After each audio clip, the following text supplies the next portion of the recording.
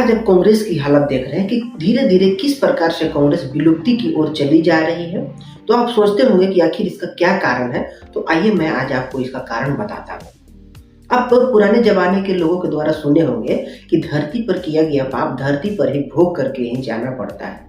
तो वास्तव में राहुल गांधी को लोग बोलते हैं, यहाँ की प्रधानमंत्री नरेंद्र मोदी ही बोलते हैं कि वो सोने के चम्मच लेकर के पैदा हुए, लेकिन वास्तव में राहुल गांधी सोने चांदी क्या, वो हीरे जवाहरात के चम्मच लेकर के पैदा हुए। जिस प्रकार से इंग्लैंड के महारानी रानी एलिजाबेथ हुआ करती थी, उसी प्रकार से भारत की महारानी कह लें, सुपर पीएम कह लें, यहाँ की राजमाता कह लें, सारा का सारा राजीव गांधी जब से प्रधानमंत्री बने थे उसके बाद सारा का सारा जो थी वो सोनिया गांधी ही थी भारत के लिए।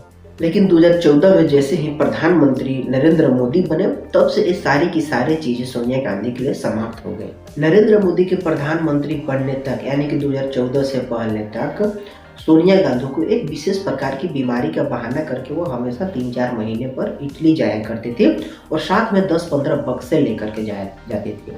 वो रहती दिल्ली में थी, लेकिन जब उसे फ्लाइट पकड़ना रहता था तो वह जाती थी केरल में और केरल से इटली के लिए उड़ान भरती थी और वापस जब आती थी तो 12-15 बक्से कभी वापस नहीं आती थी। यानी कि उसमें क्या रहता होगा क्या नहीं रहता होगा भली भांति समझ सकते हैं।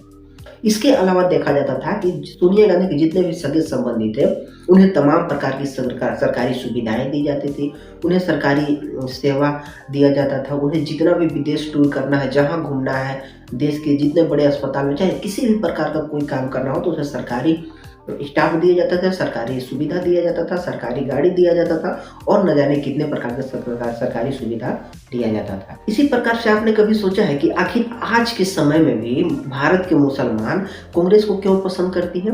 क्योंकि कांग्रेस के द्वारा मुसलमानों के लिए इतनी भर भर कर काम किया गया है ना, जिससे यदि हम आपको बताना चाहें तो इसकी बहुत लंबी लिस्ट हो जाएगी।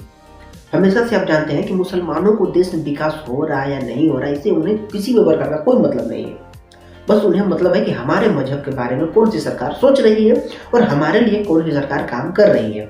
तो आप देख रहे हैं कि किस प्रकार से पहले वक्फ बोर्ड का मामला हो, वक्फ बोर्ड को इतना मजबूत बनाने का कार्य सिर्फ और सिर्फ कांग्रेस के द्वारा किया गया है और भी तमाम प्रकार की ऐसी सुविधाएं जो कि कांग्रेस के द्वारा मुसलमानों को दिया गया। तो अंत में मैं बस यही कहना चाहूंगा ना कि आज जिस प्रकार से कांग्रेस का पतन हो रहा है, इसका सिर्फ और सिर्फ उसके माता के द्वारा, राहुल गांधी के माता के द्वारा किया गया जो पाप है उसी की भुगतना उन लोगों के द्वारा भुगता जा रहा है। और आप देखिएगा कि इसके अंतिम समय तक किस प्रकार से दुर्दशा कांग्रेस की होने वाली है।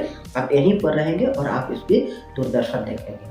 तो ठीक है दोस्तों, चलते हैं। आज के लिए इतना ही और हम चाहेंगे कि चैनल को सब्सक्राइब कर ले और थोड़ा सा आगे भी बढ़ा दें। तब तक के लिए चलते हैं। जय हिंद, जय भारत।